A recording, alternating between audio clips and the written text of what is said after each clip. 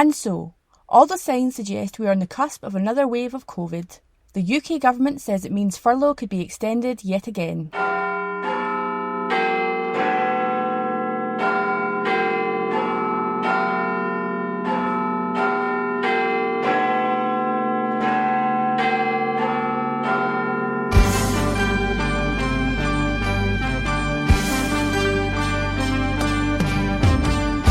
Could do better.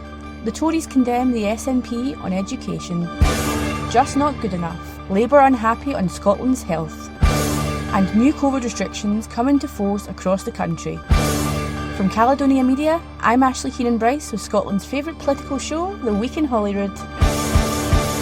This is an approach that has not been easy for anybody, particularly for young people themselves. Of all of the impacts of this pandemic, I wish I could take away the impact on our young people is very near, if not at the top of that list. We are all doing the best we can, and we will continue to engage with young people as we seek to do that.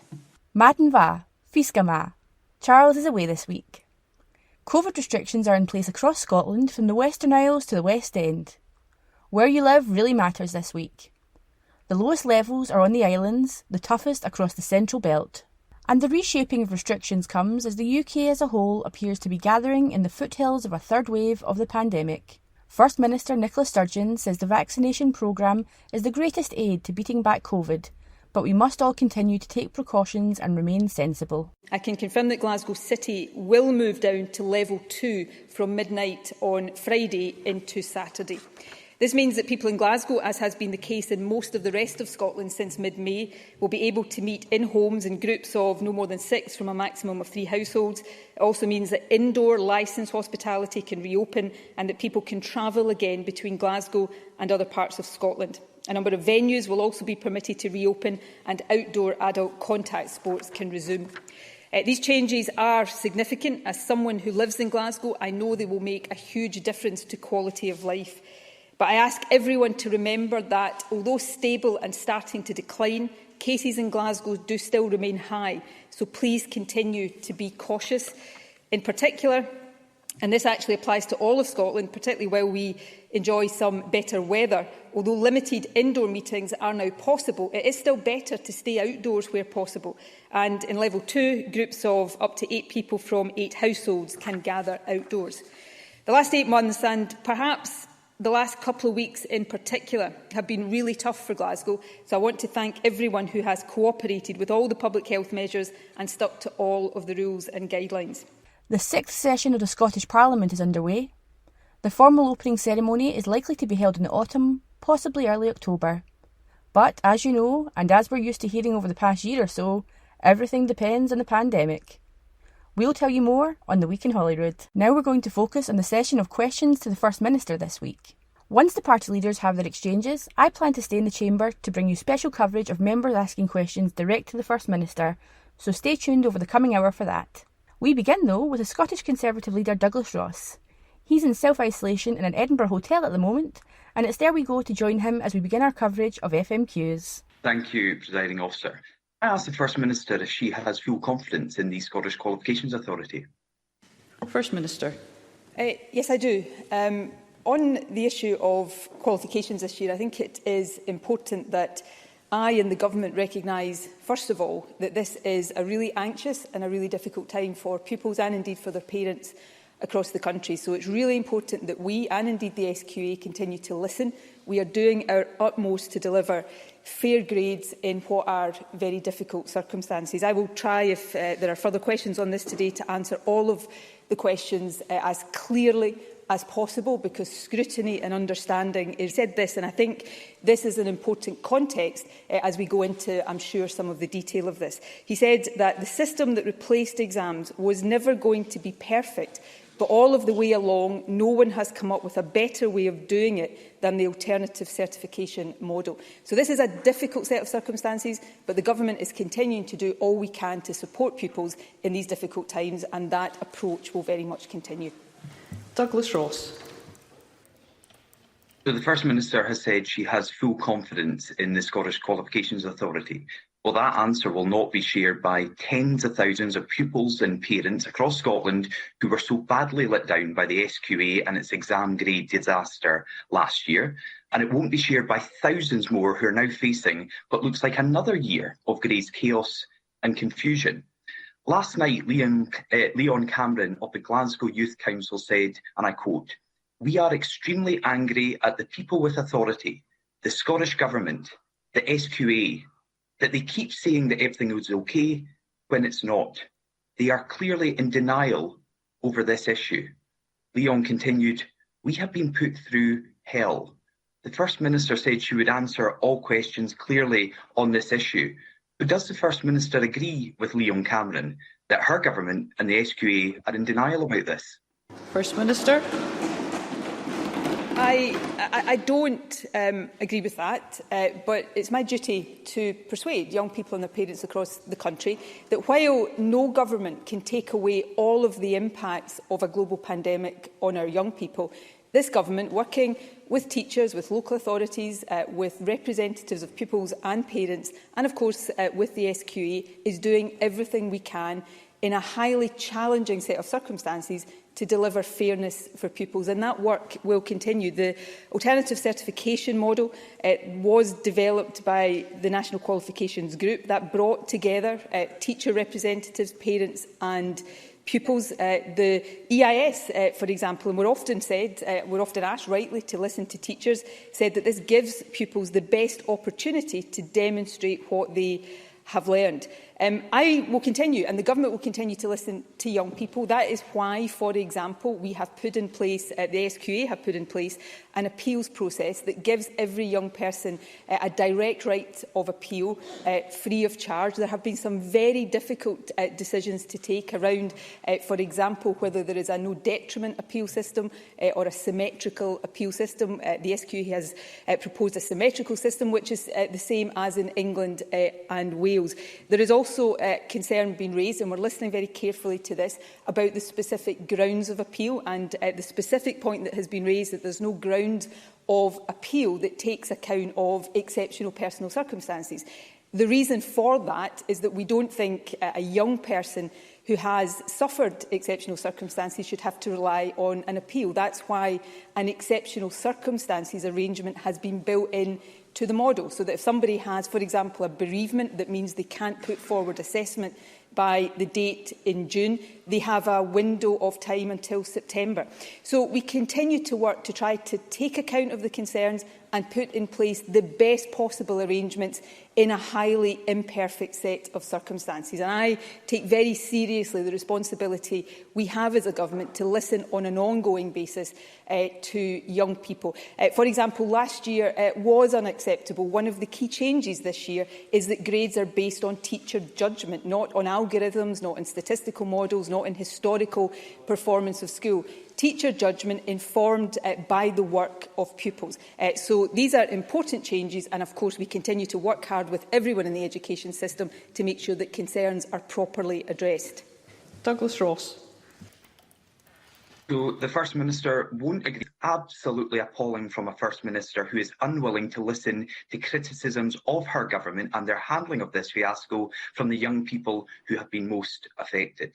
Last summer, it took a week before the SNP finally admitted that their grading system was broken and they had a U-turn.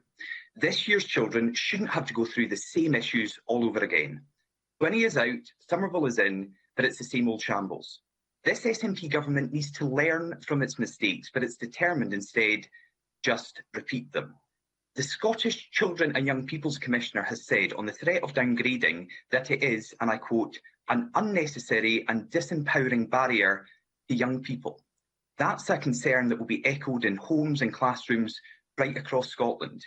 So is the First Minister seriously going to defend an appeals system that risks pupils receiving lower grades and demands they gamble on their future? First Minister. Well, can I say firstly, I think what is appalling is for Douglas Ross to mischaracterise what I've said. I did not say that the government's job was to persuade young people that they were wrong.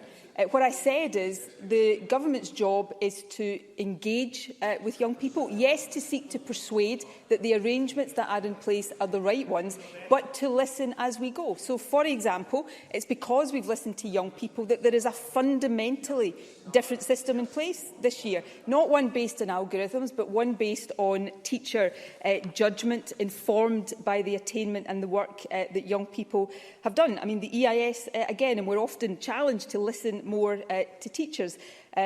Some schools make use of SQA assessment instruments, but teachers are able to draw on whatever evidence they regard as valid in determining grades. Unlike exams, the evidence doesn't need to be produced in a one-off event. That was a critical point, and in the fact that the judgment of teachers can't be challenged by the SQA. On appeals, giving young people the direct right of appeal, free of any cost, was also something that was called for.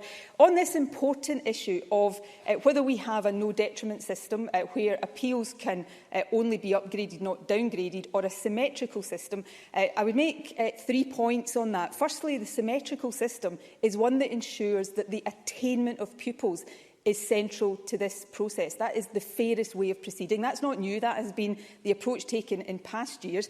Douglas Ross says it's indefensible. Is it exactly the same approach that has been taken by the UK government for the English system? So that's another important point. But this one is perhaps more important for pupils. The downgrading of grades, and past experience shows us this, is exceptionally rare. So if you take 2019, out of over 11,000 appeals, only 2 of them were downgraded. In 2018, 13,000 appeals, 7 were downgraded.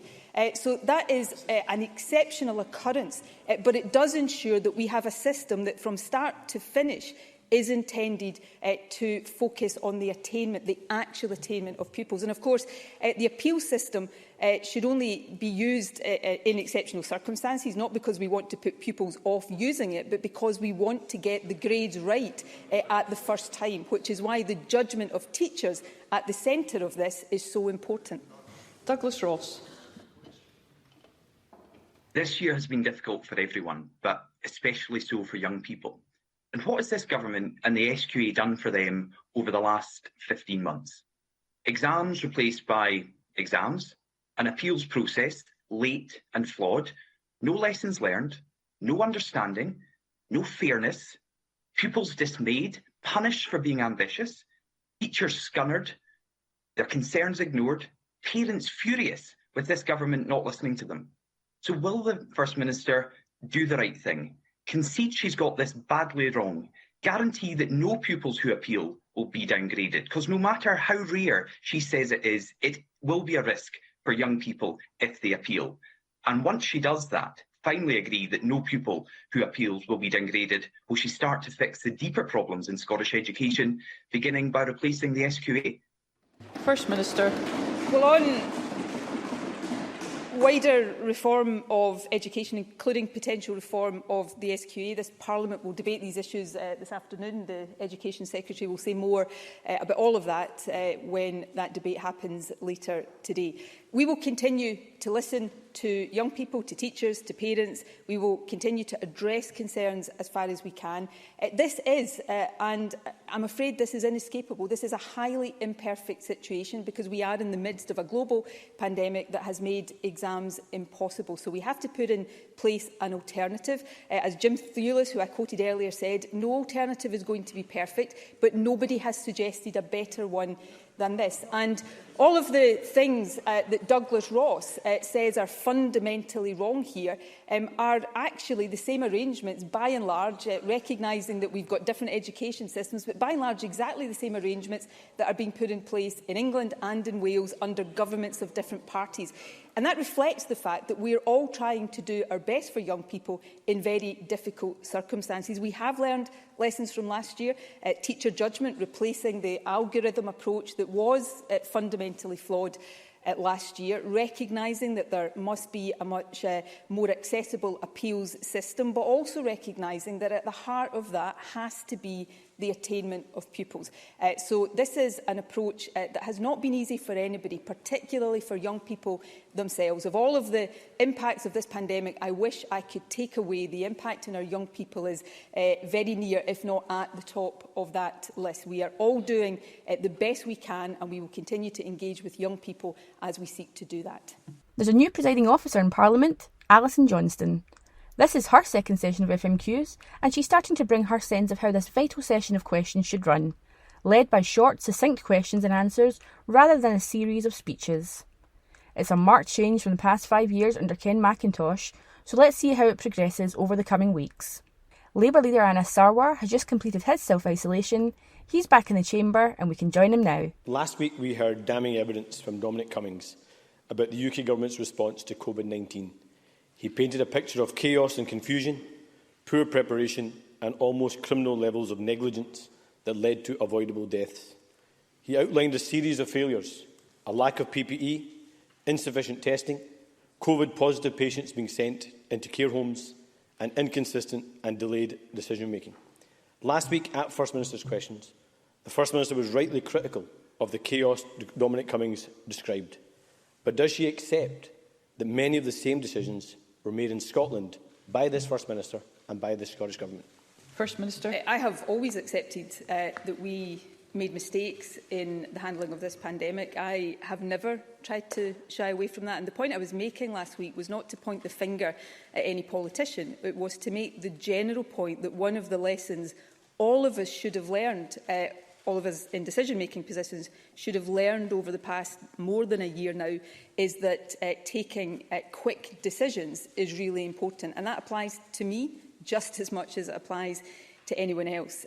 We have sought to learn lessons as we go, as our understanding and knowledge about this virus has developed, and as we have candidly said that we perhaps made mistakes in how we did things in the early part of that. So I've been candid about that. There will be, as I think is right and proper, a process of full, robust scrutiny of that, both for the interests of accountability, which is really important, but also in the interest of learning lessons for the future, because we need to make sure that the lessons of this pandemic are there for, hopefully, future generations to use, because hopefully none of us will have to deal with another pandemic. But all of these things are important, and I haven't and I won't shy away from the responsibility I bear for every aspect of the handling of this. I welcome the First Minister's response, and I recognise what you say is about the importance of having good decisions being made really quickly and how important they are. Today we are publishing a timeline comparison which shows that at key moments and on the big decisions, the UK and Scottish governments were in lockstep. It's important to stress that none of this is the fault of our hard-working NHS and care staff. What we are questioning is the decision-making of the Scottish Government. So let's look at some of those specific decisions. In early March, both governments were talking of a strategy of herd immunity.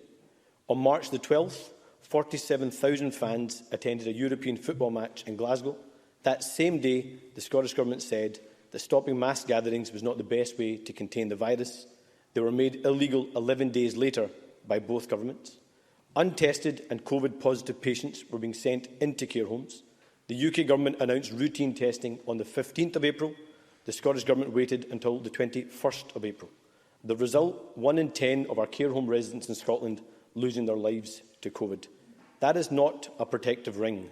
3,774 deaths, a third of the total.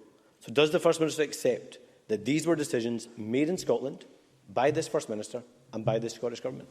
First Minister. Well, I'm glad for him that Anas Sarwar's got the time to do timelines. There's nothing he's just told me there that I don't know, and there's nothing that I've sought to shy away from. I lived through that period as the lead decision maker in the Scottish Government. I take responsibility for all of the decisions. I've never tried to shy away from it. I'll live with the consequences of those decisions for as long as I live, and those decisions will be subject to serious scrutiny. That is right and proper. We sought all along to do the right things based on the knowledge and the understanding we had.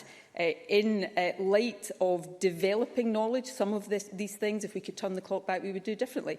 And in addition to that, as I have said all along, we will have made straightforward mistakes, and I will regret any mistakes we made forever. So I don't know what point Anna Sarwar is seeking to prove here. I have taken responsibility and will continue to take responsibility. I have done my level best every single day of this pandemic to get the decisions right. If I could turn the clock back, would we go into lockdown earlier than we did? Yes, I think that is true. We did move on mass gatherings slightly before the UK government. We announced the position on schools slightly before the UK government. When you look at the different pandemic curves, although we went into lockdown on the same day as the rest of the UK, it was slightly ahead of the pandemic curve for Scotland. But if I could turn the clock back, there's many things I would love to have the opportunity to do differently. Of course, the irony now from many of the same people who criticise me, perfectly legitimately, for not acting quickly enough or for being not cautious enough at an earlier stage are the same people who often criticise me now for being too cautious and for going too slowly in lifting lockdown restrictions. You know, that is what comes with the responsibilities of this job. I'm not complaining about that. But this is not an easy situation for anybody to be in. I will continue, as I've done from day one, to take the best decisions I can, and I will never shy away from the responsibility for that. Anna Sarwar.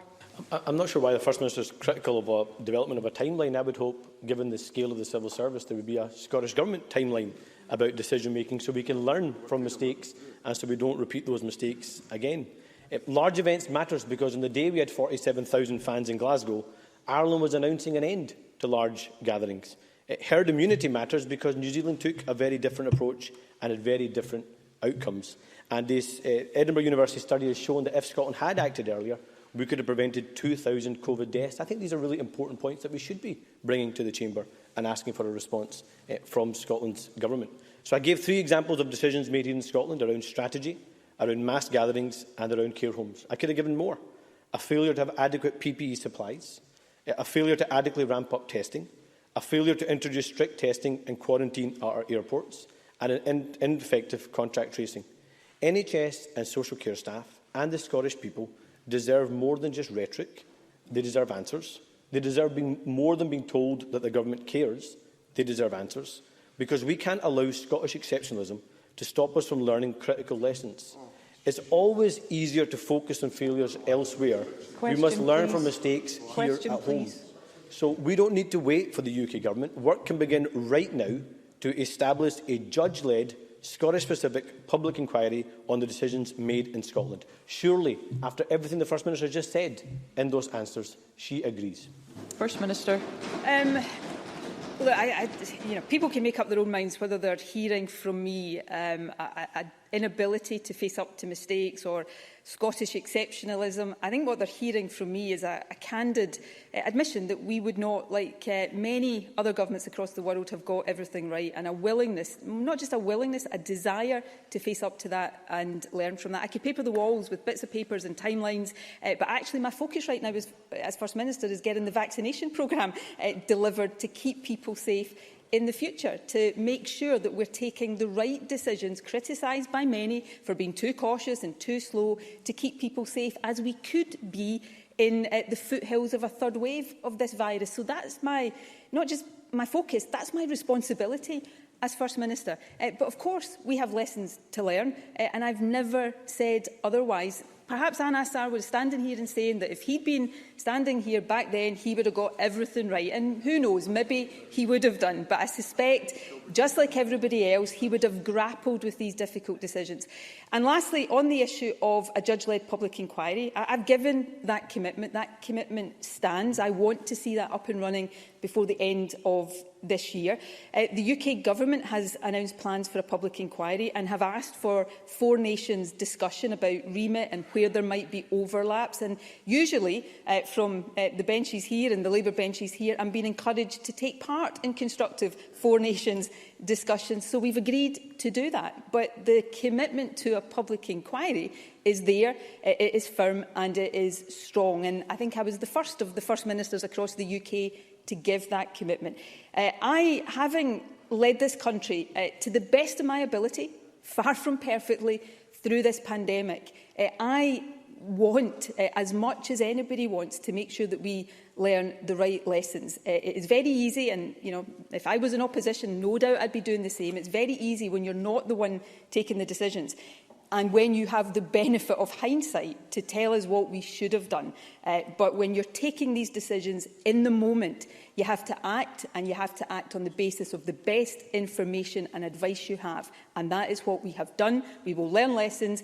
We will be judged. We've just been judged on our leadership of this so far in an election, and we will be judged with the fullest possible scrutiny. But right now, my focus is on continuing to lead this country as best I can through an ongoing pandemic. As you know, the Greens increased their representation here in Holyrood at the last month's election. Here's co-leader Lorna Slater. Now, will she attempt a little speech or go straight to questions? That's right, she has to be prodded in the direction of asking a question. Before I move on to question 3, I'm very eager that we involve as many members as possible in First Minister's questions, and I would be most grateful for succinct questions and more succinct responses. Thank you. And I call question number 3, Lorna Slater. Today, the First Minister will attend the UK Recovery Summit, and I welcome that she will be asking for furlough to be extended. This is essential for Scottish workers, but we need so much more. The TUC published analysis this week of public spending on the green recovery and job creation in the G7 countries. Predictably, the UK is far behind, with Germany investing 3 times more per person and France 4 times more. Failure to invest in a green recovery would be a disaster for our planet and for our economy, as businesses and workers are held back by Tory austerity while our European neighbours race ahead. Yesterday, Parliament voted in favour of my call for a major increase in public investment in Scotland and across the UK to secure a green economic recovery. Can the First Minister assure us that she will make this demand at the Recovery Summit later today? First Minister. Yes, I will. Obviously, within the Scottish Government's own resources, we are maximising our investment in the actions needed to support a green recovery and indeed transition to net zero. We've also, of course, in the last session of Parliament established the Scottish National Investment Bank, which has that transition as its primary mission. So we continue, and we should continue to be challenged to do everything we can within the powers and responsibilities and resources that we have. But there's no doubt, and this is not my choice, but much of what we are able to do in terms of spending is determined by the spending decisions of the UK Government. So this afternoon, as well as asking to ensure that we can continue to lead through this pandemic with public health absolutely at the fore, that furlough is extended for as long as necessary, but also that there are commitments given on public spending so that we have certainty and clarity about public spending for the future, and clarity that we're not going to see austerity cuts imposed by the UK Government. That's important for green recovery, but that's important for so many other reasons as well. Lorna Slater. I share the doubts that the UK Government will deliver, but this could not be more important. I hope the First Minister will keep demanding the investment we need, working in partnership with the other devolved countries, just as the Scottish Government did to secure an extension to furlough last year. But there is still more we can do here in Scotland with the powers that we have to secure a green recovery. Look at the industry I come from, as noted in my Register of Interests. Scotland could be a world leader in marine renewable energy, but the industry was undermined by the Tory government when they scrapped essential tariff support in 2015. The Scottish Government have long committed to a public energy company which could provide the tidal energy with the demand that it needs. Tidal energy technology was developed in Scotland. We're the world experts, but if we don't act now, we will lose this industry to other countries. First Minister, when will you deliver a public energy company?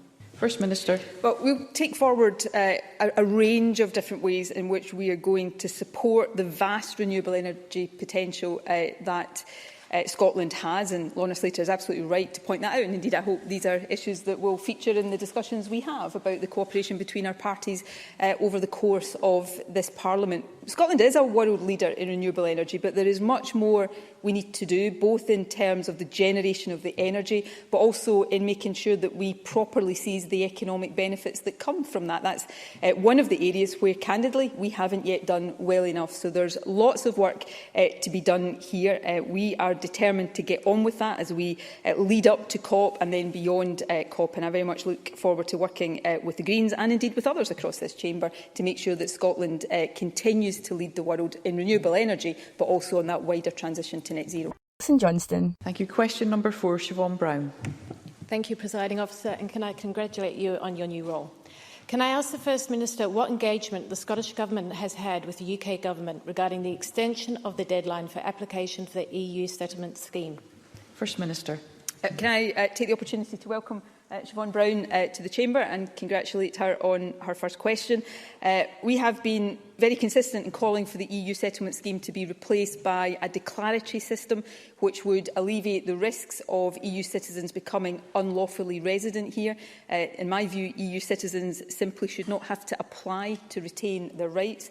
Due to the pandemic, many people have struggled to obtain identity documents or retrieve required evidence, and we know many have yet to apply, that there's also a backlog in processing applications. So we'll continue to do all we can to support EU citizens. The Minister for Culture, Europe and International Development has already raised the issue with the UK Government on more than one occasion. But let me put this simply. The UK Government, I hope, has learned the lessons from the Windrush scandal, and it must make sure it does everything to avoid repeating that scandal, and part of that must be extending the June the 30th deadline. Siobhan Brown. I thank the First Minister for their answer. There are grave concerns that some EU citizens, such as the elderly or infirm and children in care and foster homes, will fail to apply for settled status by June the 30th deadline because they're either incapable of doing so or their guardians are unaware of a deadline at all. Can the First Minister advise how the Scottish Government, together with local authorities, has worked with local care homes and children's care services to prevent any potential miscarriages of natural justice over this issue, especially given the life-changing consequences that missing the deadline can have? First Minister. Well, this is such an important question, and it potentially impacts on the lives of many people across the country. The Government has worked really closely with local authorities and care providers to increase awareness of the settlement scheme. This has included funding a caseworker at COSLA to assist vulnerable people who have contact with local authorities. There's been a particular focus on identifying and supporting looked-after children. In addition, Citizens Advice Scotland have written to care homes to alert them to the upcoming deadline. The Stay in Scotland marketing campaign has also restarted, as well as using social media. The campaign uses radio and local press to reach people who might not be online. We will provide support and information, but it is really vital that we also continue to press the UK Government to make changes to the scheme that are so important to safeguard the rights of EU citizens here. Thank you. Question number 5, Oliver Mundell. Thank you, Presiding Officer. To ask the First Minister what steps the Scottish Government is taking to ensure there are sufficient resources in place to prevent schools from exceeding maximum class size limits during the next academic year, in light of reports that a number of schools are currently exceeding these limits. First Minister. Well, we're obviously determined to do everything we can to ensure schools have the resources they need, but it's important, first of all, to note that the law here is clear. Other than in very specific circumstances, class sizes are mandatory and must be adhered to. On resources, last year teacher numbers increased for the 5th year in a row. There are now more teachers than at any time since 2008. The ratio of pupils to teachers is at its lowest since 2010. We've provided since the start of the pandemic over £200 million to councils, which has supported the recruitment of 1,400 additional teachers and over 200 support staff. And of course, over the first 100 days of this term, we will fund councils to increase teacher numbers by a further 1,000. And that's of course part of our commitment to 3,500 additional teachers and classroom assistants over the parliamentary term. And of course that's over and above those recruited during the pandemic so far. Oliver Mundell. Thank you for that answer, but let's talk about reality, not ratios. While the First Minister seeks to manipulate the figures by including those whose main job is supporting classroom teachers, schools across the country are left with no choice but to cram extra young people into classrooms, going against everything the SNP used to promise. How does the First Minister explain reports suggesting that numerous schools have over 30 primary school children in a class at a time while the attainment gap widens? With qualified teachers across Scotland currently looking for teaching posts, why won't the First Minister move faster in reversing teaching cuts and guarantee that this will be the last year we see our young people so badly let down? First Minister. Teacher numbers have increased for 5 years in a row, and the commitment to continue to increase teacher numbers is there. On the issue of class sizes, though, I was talking about teachers and classroom assistants in terms of the numbers of teachers and classroom assistants we were recruiting. But the point I was making on class sizes is a clear one. Class sizes are mandatory, so primary 1 to 3 class sizes are actually set in statute, and class sizes for primary 4 to 7, including composite classes, are part of the terms and conditions of the Scottish Negotiating Committee for Teachers. So councils have a duty, a legal duty in many cases, to make sure that those limits are adhered to. So we will continue to work hard. Often over the past years, we've worked hard to deliver this in the face of the austerity cuts that have been imposed on this government by the Conservatives at Westminster. So we will continue to work hard to ensure there are more teachers in our schools and that we support councils to deliver the education that children and their parents want and deserve. Question number 6, Neil Bibby. Thank you, Presiding Officer. To ask the First Minister whether the Scottish Government will consider issuing a formal apology to the historic victims of forced adoption. First Minister. Yes, we will consider that. Like everybody else, I feel deep sadness that in the past women were forced to give their children up for adoption due to the prevailing moral and social attitudes of the time. Major shifts have occurred in adoption policy and practice, and that ensures a focus is now placed on providing secure permanent relationships for some of our most under-supported children. We're engaging with the campaigners calling for an apology so that we can better understand their experiences in order that we can then consider the issue more fully, and I give the commitment that we are and will continue to do that. We have come a long way in recent years in improving outcomes for looked after children and young people, but I know there is still much more to do, which is why I and the Government have committed to implementing the findings of the promise to ensure that all looked after children grow up safe, happy and loved. Neil Bibby. I thank the First Minister for her response. My constituent, Mary McMillan, was one of 60,000 Scottish mothers compelled to give up a baby for adoption simply because they were unmarried. What they went through was horrific, and many have experienced a lifetime of grief and pain. Marion has worked with victims of forced adoption from around the world, reunited mothers with children and given evidence that helped secure the world's first government apology for forced adoption in Australia in 2013. Yet there has never been a formal apology for the injustice of forced adoption here in Scotland and the UK. Marion is now in her 70s. She is terminally ill. Her dying wish is that the victims of Scotland receive the apology they deserve and that it happens soon. Can I therefore urge the First Minister to take swift action to confront this shameful chapter in Scotland's history and deliver as soon as possible a formal statement to Parliament issuing a government apology for forced adoptions on behalf of our entire nation? First Minister. Yes, I will give that commitment. I mean, I do take this really seriously, but I hope Neil Bibby, and I'm sure he will, also accept that it's important that if we're doing something like this, we get it right and that we listen to those who understandably are calling for an apology. I've also read Marion McMillan's experience, and it is absolutely heartbreaking, and it's not isolated and unique. That happened to too many women back in days when attitudes were very different to those that prevail today. I don't know all of the detail of this, but I know in the Republic of Ireland, for example, there was a concern that work around this did not deliver what campaigners had been calling for. So it's really important that we understand what an apology would seek to cover, how that can be framed in a way that gives the campaigners the closure, if that is an appropriate word, that they are looking for. So I'm very, very committed to considering this properly and fully, to doing it quickly, but to doing it in a way that delivers what the campaigners actually feel is important to them. Thank you. Question number 7, Liam MacArthur. Thank you very much. To ask the First Minister what the Scottish Government's response is to a recent survey stating that 29% of police officers are experiencing moderate burnout and a further 16% are enduring high levels. First Minister. Well, I, as I'm sure we all do, appreciate the hard work and dedication of our police officers and indeed police support staff at all times, but especially throughout the pandemic. I support the initiatives being undertaken by the Chief Constable to ensure that officers and staff are physically and mentally healthy.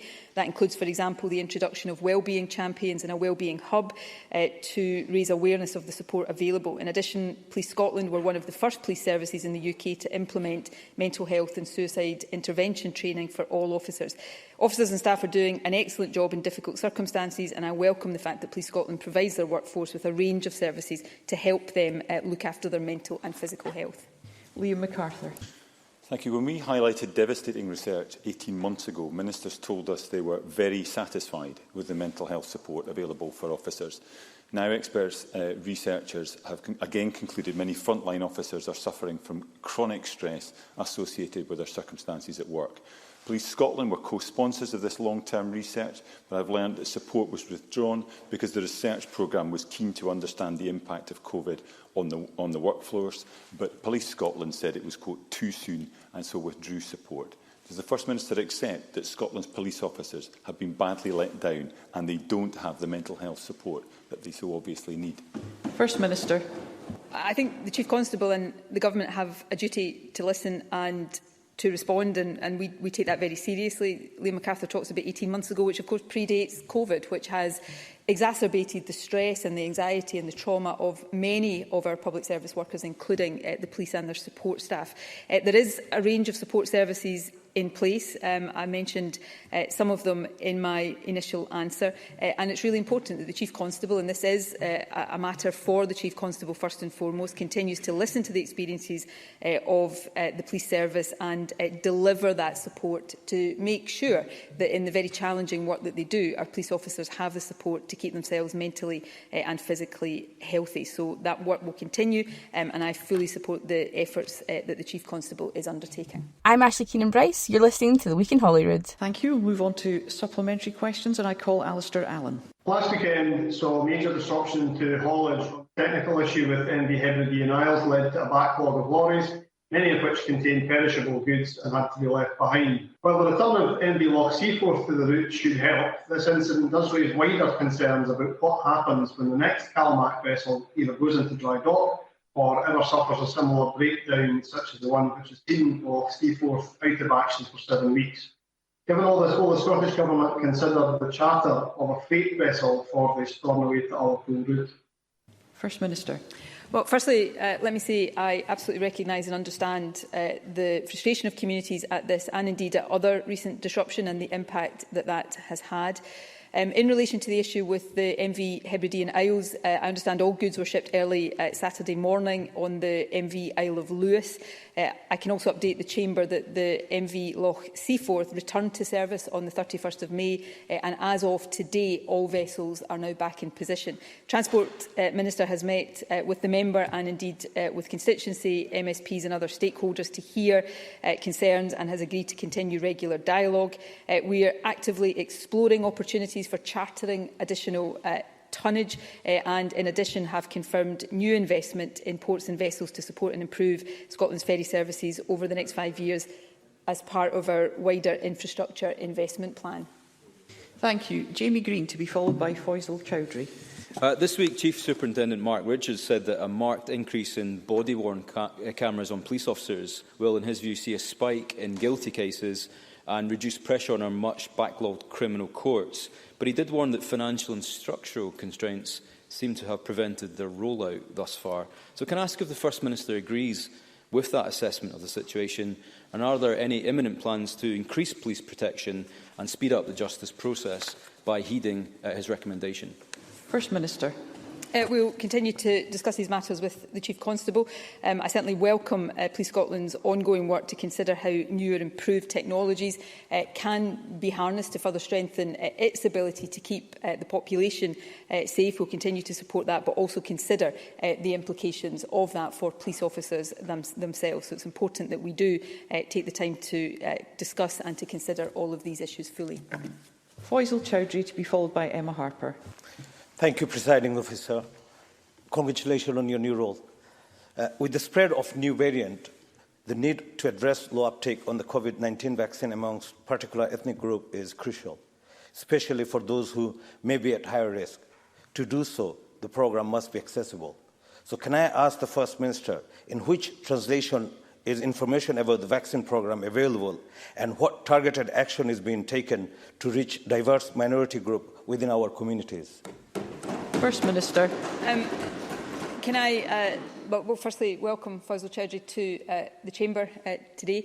And can I agree very much with him on the importance of accessibility to the vaccine programme. I will write to him personally, or ask the Health Secretary to do so, to give detail of the various ways, including materials being available in different languages, that are being made to ensure high uptake in our minority ethnic communities.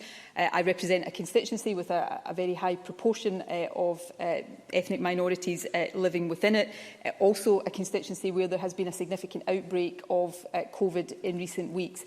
Some of the work that's been done there around surge testing, but also particularly around approaches to improving uptake of the vaccine. A vaccine clinic, for example, based inside Glasgow Central Mosque is an important part of that, and there is learning that we can take from that to apply to other parts of the country.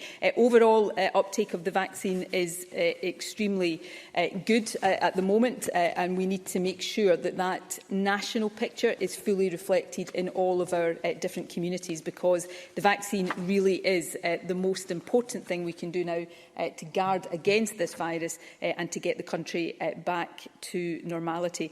Overall in Scotland, taking today's figures into account, there's now more than 60% of the total population in Scotland, 60.2%, has had a first dose of the vaccine, and obviously we are speeding up the administration now of second doses as well. But the points Fazil Chowdhury has made are important, and we'll continue to take them into account.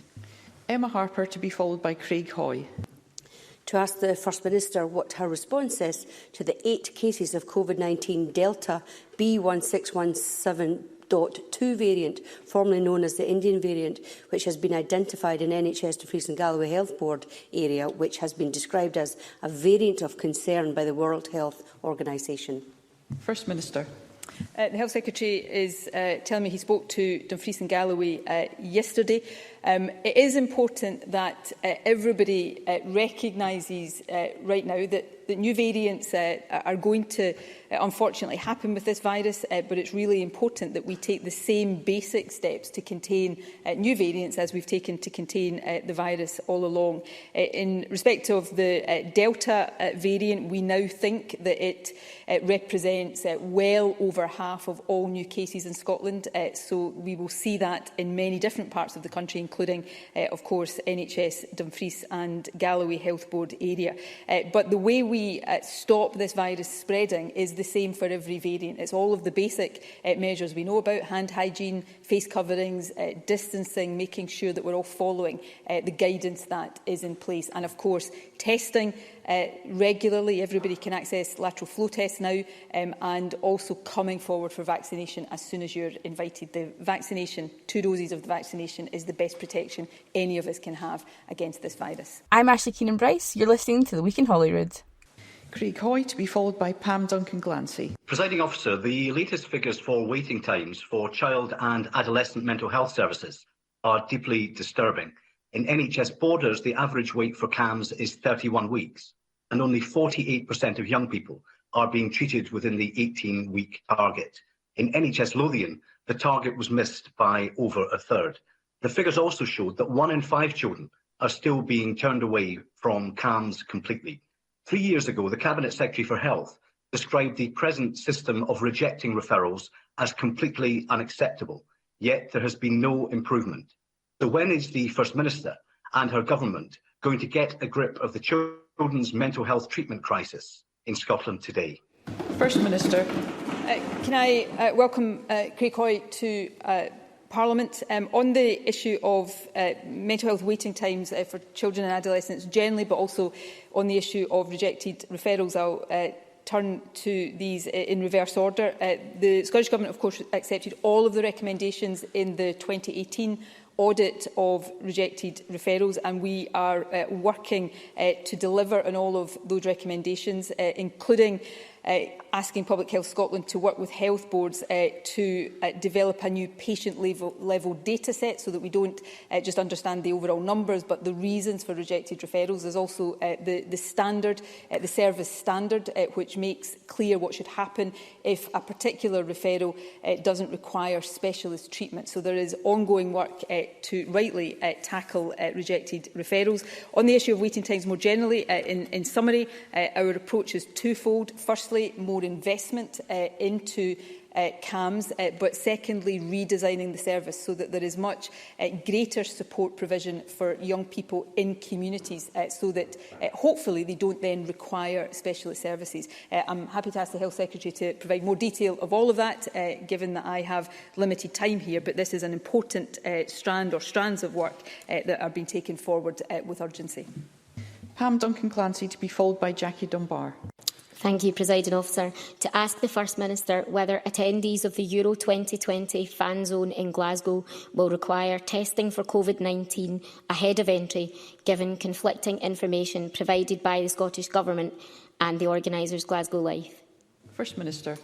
Again, I will write to Pam Duncan-Clancy and make this available to the whole Chamber of the arrangements that are in place. And these arrangements are still under consideration to make sure that any fan zone proceeds safely with all the correct mitigations in place. On the issue of testing, let me repeat again that not just for people attending a particular event, our advice to the whole population now is to order, you can order them free through the NHS Inform website, lateral flow tests, and test yourself twice a week, so that if you have the virus without symptoms, that can be identified. You can go for a confirmatory PCR test if the LFD test is positive, and that helps us break the chains of transmission. And it's really important to get that message across to the public at large, not simply in relation to particular attendances at particular events. And Jackie Dunbar to be followed by Liam Kerr. First Minister, Scottish communities are to this day paying the price of the scorched earth policy inflicted on Scottish industries in the 1980s by Thatcher and our hypocritical Scots Tories. What assurances can the First Minister provide to my constituents working in the oil and gas sector that no one will be left behind as we make a necessary and just transition to renewable energy? First Minister. Can I take the opportunity to welcome my good friend Jackie Dunbar to this chamber? I think she has just demonstrated in that question what a powerful contribution she has going to make here, and I'm not sure the Tories are going to like it, but I think most of the rest of us will. This is a really important issue. I grew up in Ayrshire in the 1970s and 80s, and I saw firsthand the impact on communities when a government didn't care about protecting individuals and communities from the impact of economic transformations. We must not make that mistake again. Failing to plan for the transition to net zero is not an option. That's why we are working with trade unions, businesses, communities to develop just transition plans to ensure that our approach is a fair one. And that commitment to just transition is really, really vital. I've already appointed our first Just Transition Minister. We will implement the recommendations of the Just Transition Commission and maintain the Commission to advise us right throughout this Parliament. And I believe a majority in this Parliament are committed to that transition to net zero. But I also hope a majority are committed to making that transition fairly, because that's in the interest of every individual and community across our country. And Liam Kerr. Thank you, Presiding Officer. In February, I asked the First Minister when there would be a review into oil and gas worker quarantine to avoid them spending, in some cases, 10 out of 14 days and 3/4 of their wages in a hotel on return from work overseas. I received no clear answer. I asked again in March, no clear answer. As travel restrictions ease, is the First Minister now in a position to give our key energy workers the review they so desperately crave and at least permit these essential workers to isolate at home? First Minister. We'll continue to keep all of these things under review, but my principal obligation, and we've just heard from an earlier part of FMQs, perfectly legitimate questioning and criticism over the suggestions that decisions we might have taken at an early stage were not cautious enough. We need to make sure that first and foremost we are protecting people as much as possible against the spread of this virus, and that is particularly important when it comes to international travel, because that is the key risk right now of importing new variants. So these are all difficult issues for anybody who's having to quarantine in a hotel. It is really difficult, but public safety and public health is paramount here, and I would hope that the Tories would accept that. Thank you.